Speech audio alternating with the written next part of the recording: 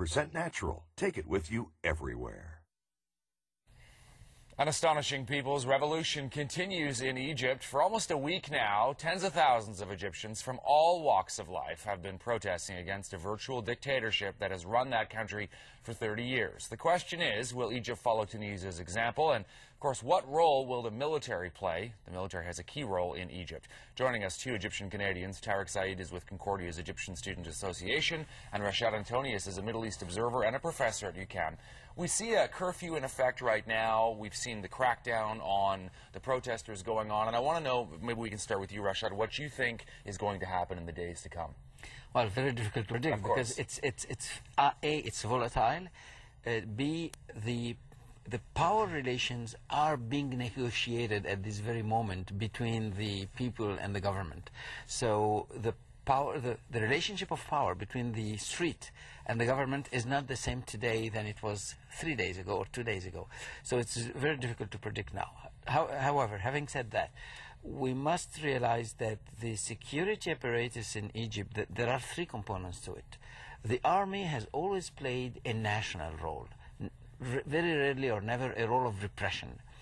The anti-riot police, this is the body that has been sort of playing a role of repression. And so one can expect that the army will continue to play a national role, will not repress the people, will try to keep the order in the streets and prevent looting and things like that.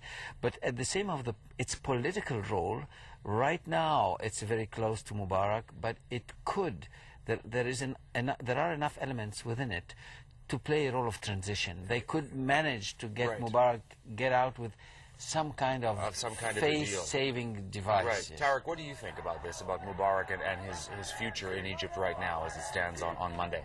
Right now, he's reforming the ministry. He's changed like 3 or 4 ministers right now. I think he's getting ready to step down. As Mr. Rashad said, they're preparing for him to leave safely. And any way for him to stay in power, do you think, no, at this point? not at all. People are increasing day after day in the demonstrations in Egypt, and they're insisting for him to leave. Yeah. What is the worry here as well about perhaps the Muslim Brotherhood taking over, and this idea that when you have a volatile situation, a dynamic situation, that this could open up a space for extremists to take over? Well, I think this worry is overblown. Okay, it's overblown for several reasons. First, the initiative has come from unorganized sectors of the society, unorganized politically, and the Muslim Brotherhood has not been the initiator of all that. So they have to take into account that there are other forces around, and they will take into account these forces. Now, will they play a role? Certainly, they represent something important in the society.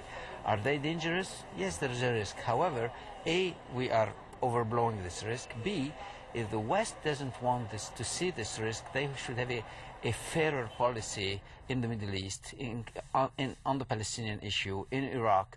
That is what is fueling radical political... Showing more leadership. Tariq, as an Egyptian, tell me what you think when you see these images. I want to know what goes through your mind.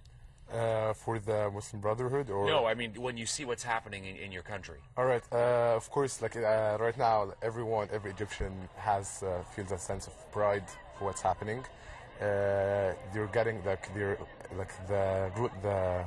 ruling regime. It's falling down, which was corrupted, and all people were against that.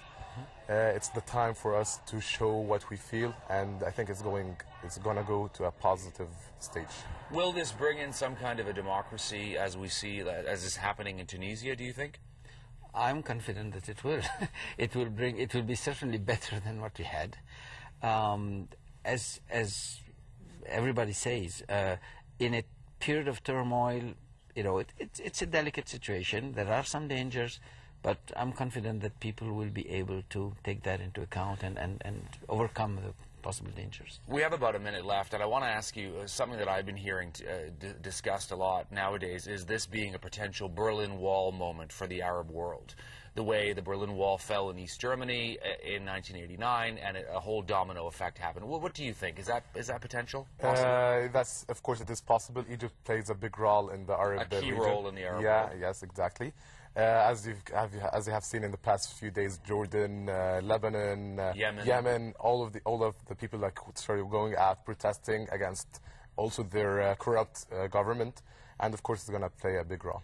Last word? Yeah, I agree with that. That I wouldn't call it a Berlin Wall moment simply because there is no ideological gap. It's not an ideology that's falling back. It's a way of ruling the countries that is undemocratic, that is being challenged. And I think now the youth, the civil societies are not afraid any longer. They know that it can be done. They want a government that represents them, not that excludes them, and that could be the beginning of a new era in Arab politics. An Arab Renaissance, perhaps.